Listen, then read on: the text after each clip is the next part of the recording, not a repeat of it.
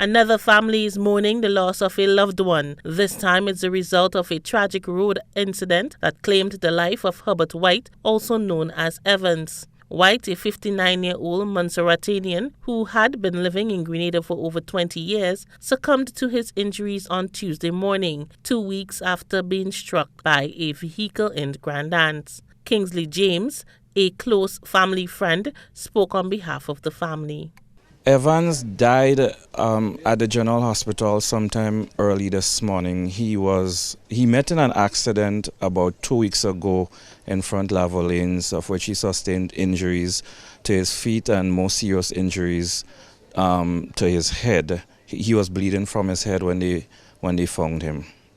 The son is trying to keep up his best appearance. He's not taking it too well because he had lost his big brother a few years ago. So right now it's him alone.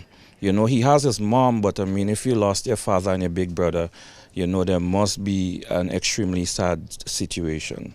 James also described the delay in the emergency response as disheartening, noting the extended time it took for the ambulance to arrive at the scene. Accident happened about 2 weeks ago, as I said, and one thing I must mention is that the ambulance took quite some time to arrive at the scene from when they were first called. Also, I don't know if I should say this, but when the ambulance was called the first time, they wanted to know who is paying the ambulance, and I think that brought some sort of delay because the family had to figure out, or the son had to figure out, who is going to pay for the ambulance when they arrived on the scene. James and other community members reflected on White's personality, remembering him as a devoted father and a kind-hearted individual. The deceased was a very fun-loving person. He was a player of all sorts of musical instruments. He was a great builder in the community, a contractor, and he'll be missed. Well, he was a nice, loving guy. You know, a guy that puts a smile on everybody's face.